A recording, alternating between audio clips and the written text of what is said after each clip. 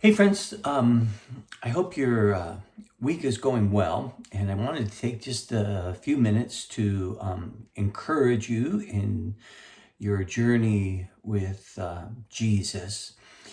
In 2 Timothy chapter number 1, Paul was giving some final instructions to Timothy, who was his I guess his preacher boy would be one way to put it, but a young man that he had been traveling with and training and was taking responsibilities uh, for churches and ministering. And Paul at this time is imprisoned and nearing the end of his life. And so this letter really sums up like, hey, these are the most important things for you to remember. And so I think they have some real significance for you and I as we journey with Jesus each day. But chapter number 1, beginning in verse number 5, he says, I am reminded of your sincere faith, a faith that dwelt first in your grandmother Lois and your mother Eunice, and now I am sure dwells in you as well. For this reason, I remind you to fan into flame the gift of God, which is in you through the laying on of my hands. For God gave us a spirit, not of fear, but of power and love and self-control. Well, friends, there's so many little things here, but do you see how the faith of even the grandmother had influence and drew the mother to faith and then drew the son into faith? And here is Timothy now with a sincere faith.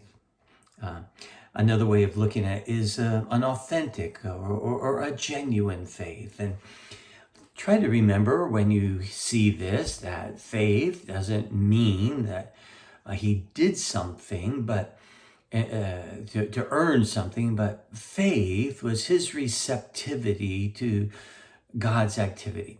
Faith, he had a sincere faith, meaning he had entrusted himself to Jesus and the finished work of the cross. His security, his foundation was the finished work of the cross. And Paul saw this in Timothy because it was reflected in the way he had served alongside with him.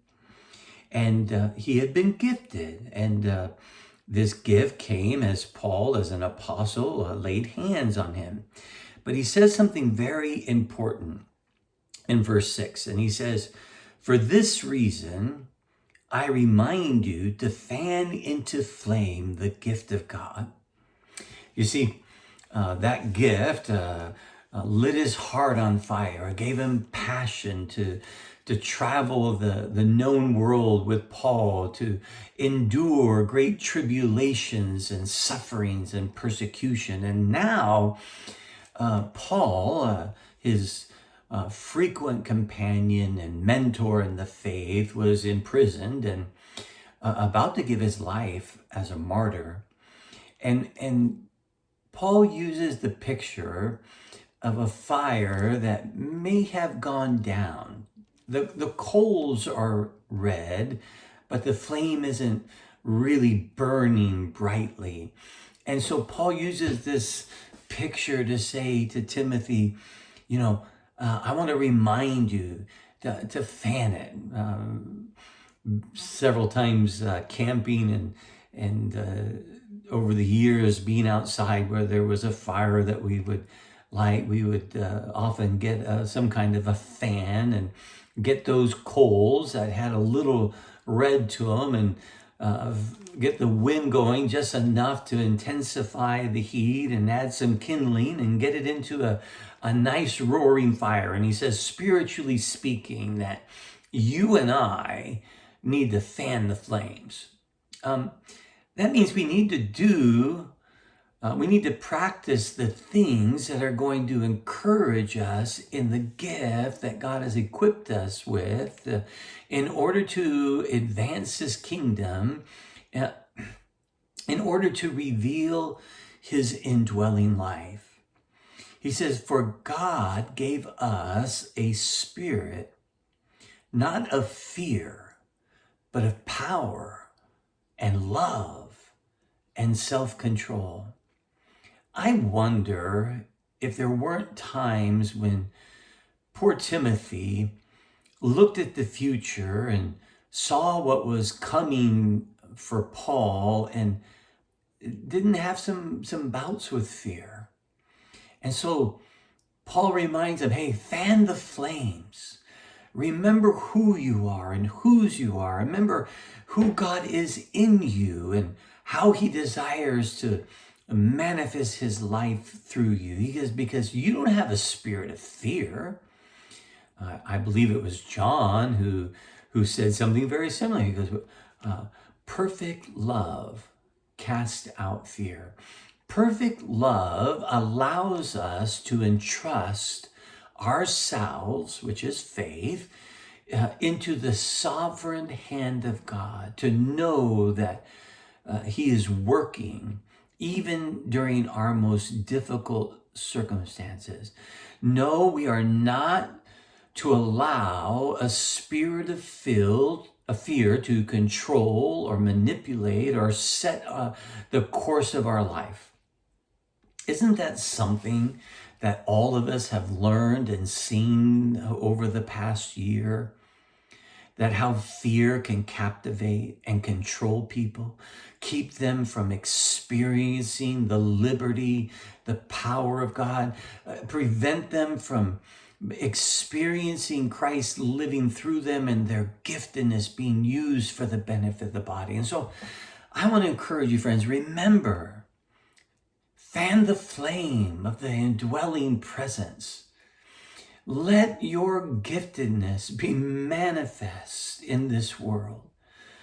Don't let a spirit of fear control you or keep you from both experiencing and manifesting the indwelling life of God through you. Because you have a spirit of power and love and self-control. He who is love lives in you. And you and I have the great privilege of manifesting, experiencing, revealing all of His resurrection power, His love in a hurting world, and self-control.